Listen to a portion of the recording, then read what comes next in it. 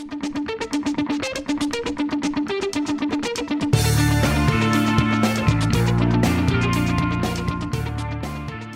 we analyze ERP failures, it's easy to think that the failure happens overnight. Something happens, something big and catastrophic affects the project, it goes off the rails, and it fails.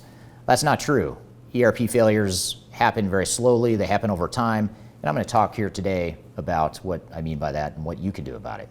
My name is Eric Kimberling. I'm the CEO of Third Stage Consulting. We're an independent consulting firm that helps clients through their digital transformation journeys.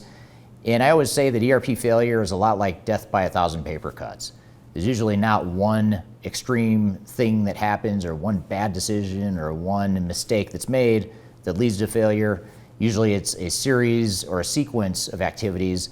And what I want to talk about in today's video is to stop and unpack sort of a slow motion view of how projects fail, where the failures start, and what those underlying symptoms are that bubble up to the surface to create problems later on.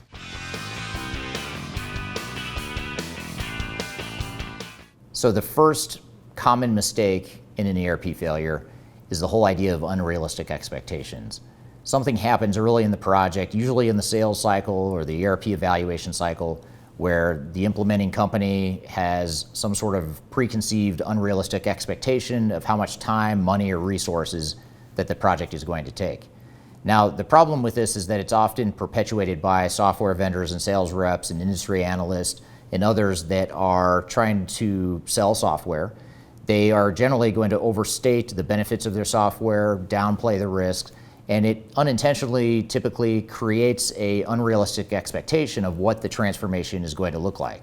So when we look at failure, we can often trace it all the way back to the sales cycle early on in the process, to where some sort of decision was made, some sort of line was drawn in the sand of how much time and money is this going to take, and it becomes somewhat set in stone that this is what the project's going to look like. And the problem is, as we'll talk about throughout this video, those unrealistic expectations tend to trigger a chain reaction of other problems later on downstream. This whole dynamic of unrealistic expectations is particularly true at the executive level. Executives within an organization are particularly vulnerable to creating these unrealistic expectations because software vendors are typically trying to target those key decision makers, and they target those decision makers by oftentimes telling them what they want to hear. And what we all want to hear is that this project is going to be easy, it's going to be cheap, it's going to be low risk, and we end up making decisions and setting the tone for the project based on those assumptions. But the problem is that those assumptions are false typically, and typically these projects are more difficult, more complex, and take more time and money than we expect. So the key here is to not have unrealistic expectations. What I'll talk about here today is how those unrealistic expectations translate into other problems later on. So another dynamic at play along the same lines of unrealistic expectations, but slightly different, but certainly at the same stage early in the project, is that when we come out of the software evaluation phase and we've picked a software solution or a technology that we're going to use to deploy to our organization, we're generally pretty excited about it. We see the possibilities. We finally realize that our old system is finally going to go away and we're going to have something better to take us to the next level as an organization. So there's a lot of excitement there, a lot of momentum, and quite frankly, that's as high as the momentum gets and as high as the excitement ever gets is typically when you're at the decision point before you've really started to get into the meat of the implementation. Now, the problem that this leads to is that that excitement causes us to drink the Kool-Aid, to put on our blinders and look at what we want to see and not see the problems or the risks. Because we're excited, we're optimistic, we're human, we want to look at the possibilities and the optimistic side of things, and it causes us to fail to see what's in our blind spots, those risks and problems and things that we may not be anticipating. And the idea here is we don't want to dampen the enthusiasm, we don't want to undermine the momentum that's being built, but we want to be realistic and we want to be cautiously optimistic and maybe run at a more realistic pace rather than an overly excited pace throughout the project. And along with that comes identifying those risks and making sure we can proactively address those risks rather than just putting on our blinders, drinking the vendor Kool-Aid and believing that everything's going to be great and rosy and unicorns and rainbows. So this is the second step in the whole chain reaction that we're talking about here today.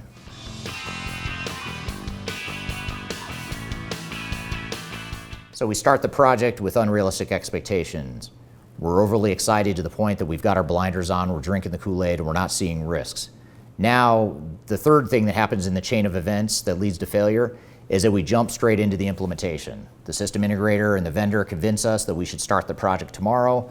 They send their army of consultants on site to begin building and configuring and testing stuff. They start tomorrow, and we're not ready. We haven't figured out what we want to be when we grow up. We haven't mobilized our team. We haven't made key business process decisions. We haven't mapped out our future state business processes. Yet the vendor is here, the system integrator is here. We're already paying by the hour for those resources to be here. In many cases, we're paying for the software on day one, even though we're not anywhere close to being able to use it. So the meter's running. We're starting to burn through cash pretty quickly, but yet we haven't figured out what we want to be when we grow up. And what we typically recommend the clients do is to slow down at that point in the project. Even though excitement's high, momentum's high, we want to get started. Maybe we have a hard deadline we've got to meet to get live on the new system or to get off our old system. Whatever the case may be, we don't want to overrush that implementation phase.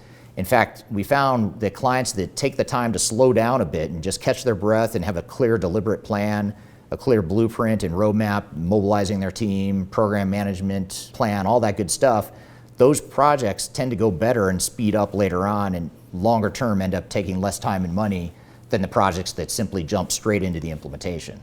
Now, one word of warning here is that you will get immense pressure from your vendors and your system integrators to start tomorrow, because you've made the commitment, they want to generate revenue as quickly as possible.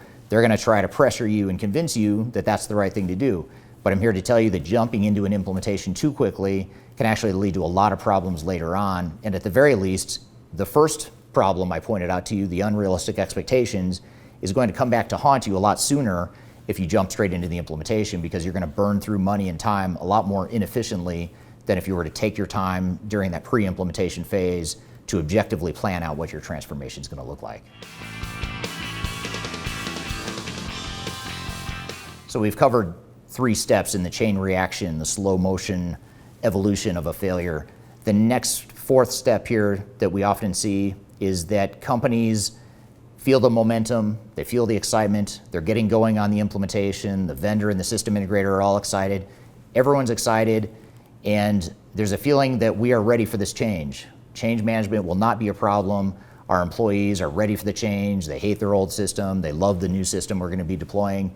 We hear it all the time from executives especially. They think that change management won't be a problem because they're ready for the change, and therefore let's just start moving forward with the technology initiative. And I have yet to meet an organization that didn't have a problem with organizational change management. And by the way, that even goes for clients that hire us to do the change management. Typically, even they feel like they wish they would have done more change management in hindsight. And more often than not, companies crave more change management. And by the time you feel the need for change management, it's usually much later in the project, and by then it's too late. So don't fall into the trap of thinking that just because your people are telling you that they're excited for the change, and I have no doubt that they are excited for the change, don't fall into that trap, because they will resist the change. It may not be intentional, it may not be severe, it may not be across the board, but you're going to have pockets of resistance that can derail your project and create a lot of problems later on. So you want to make sure to invest in change management early on, even if you don't feel the need for change management, or even if you feel like change management is going to be easy. I've yet to meet a CIO or project team member that regrets investing too much in change management too early. In fact, it's usually the opposite. So don't fall into the trap of thinking that change is going to be easy. That's usually the next step in the whole domino effect of failure.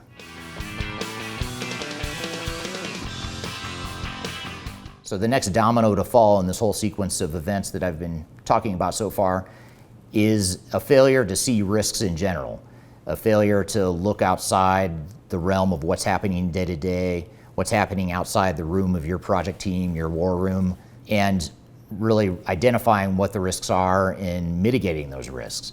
A lot of times companies don't identify the risks or feel the risks until later in the project. A lot of times it might come during user acceptance testing or during the training phase or right at go live. But at some point you start to feel the pain and you start to pay the price for all the things you didn't do early in the project, and the dominoes that fell early in the project typically lead you to not identify and see those risks. So really making sure that you have an objective quality assurance framework and a risk mitigation framework that allows you to objectively identify those risks and proactively identify those risks before it's too late. So identifying and mitigating those risks early on is a critical mechanism to avoid failure in your project. Once the several dominoes have fallen, as we've outlined in this video so far, it culminates in a sort of panic mode. The realization that things aren't as great as we thought they were. And usually this is late in the project. It's usually somewhere between user acceptance testing or training or go live or somewhere along the way in those phases right there. And by that point, you are late in the project. You've already spent a lot of time and money on the project, and any sort of change management issues or material foundational issues that are being exposed later in the project, it's usually too late to go fix. Or if you do go fix it, it's going to take a lot of time and money to go back and fix all the things that you should have done right from the start. So what typically happens is everything's great until we hit that panic mode. We failed to identify the risks along the way. We had unrealistic expectations.